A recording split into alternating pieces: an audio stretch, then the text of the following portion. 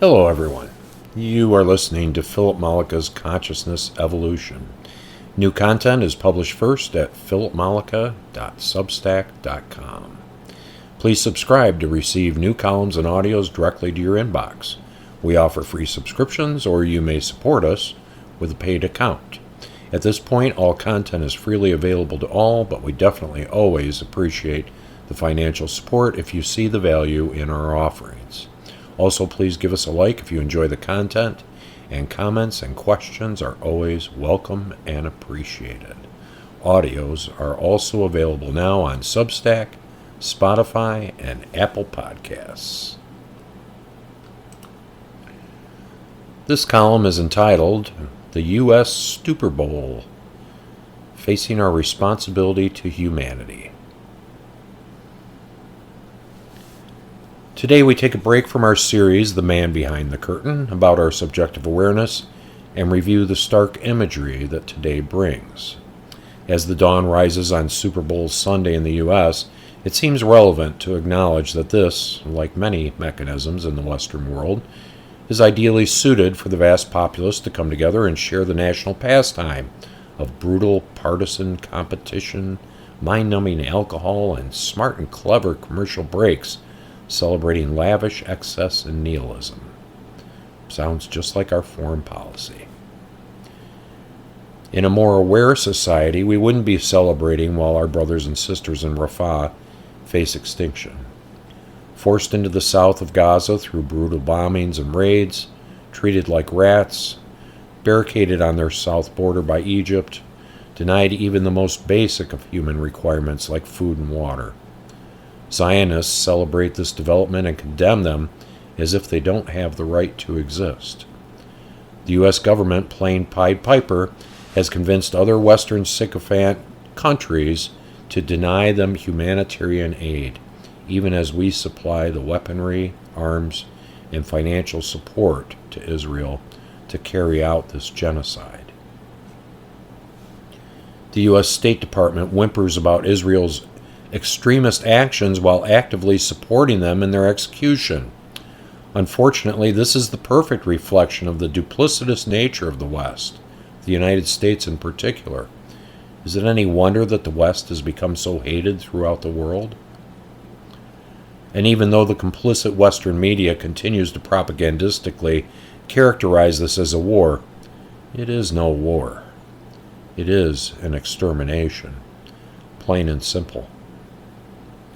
And like the magician, the U.S. says, don't look over there. Here are some shiny baubles for your servitude, which we are portraying as your freedom. Please have another beer. But there is a sound coming over the loudspeaker. It was faint at first. We can't quite make it out. Come on, beer, do your thing. The noise is getting louder. Then we remember Pelosi admonishes protesters as Russian puppets. Hillary says Tucker is Putin's puppy dog. Right. It's Putin's fault. Thank God. I've earned this. I deserve this Super Bowl party. The sound briefly ebbs, then returns, but this time even louder. I can't think and enjoy myself with this uninvited noise. Won't somebody do something about that? At this point, the sound has become almost deafening. It drowns out the play-by-play, the snappy commercials. The cheese dip seems rancid. The beer has gone flat. What is that damn sound? We demand. Suddenly, through the beer-soaked haze and dead-eyed spokespersons for capitalism, we can no longer ignore it. Millions of our brothers and sisters face extinction at the hands of the institutions that we have made our authorities, that we have placed our trust in, that we have placed in positions of power, who indiscriminately decide who is worthy, who has value, and who is dispensable, and then lies about it.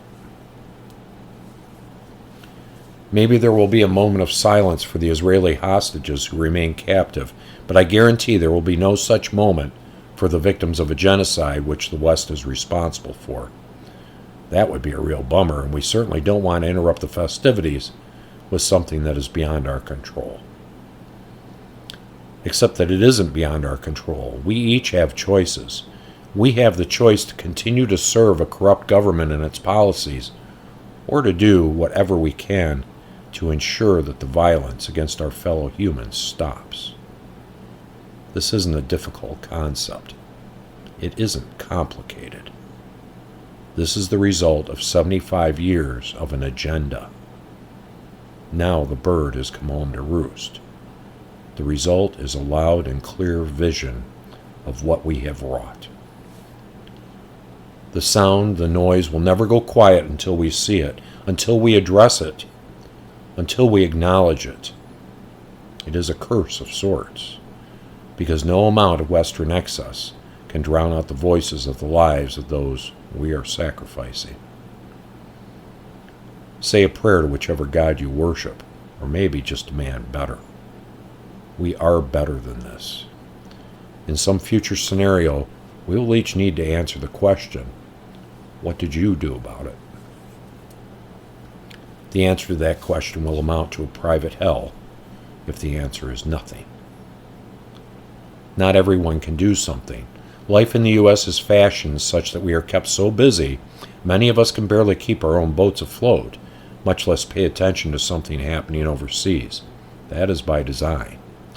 But some of us can. Those who can must do so for those who cannot. In my youth, I was made promises about my country, that all men were created equal, that my country was about opportunity, that my country was compassionate and fair, that my country accepted differences, that my country valued all people everywhere. I don't hate my country. I love it. And this is why it's important to me that I see that those promises are upheld. And this isn't meant to disparage people who are enjoying the fellowship of the national pastime.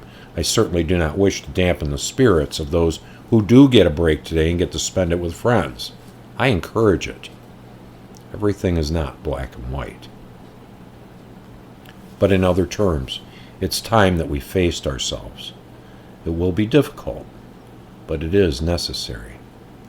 The shift will require all of us to address these historic inequities.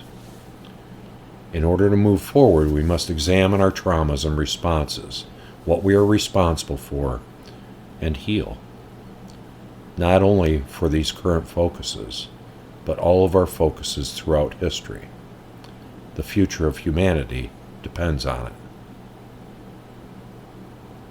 Thanks for listening to Philip Mollica's Conscious Evolution podcast. We'll see you next time.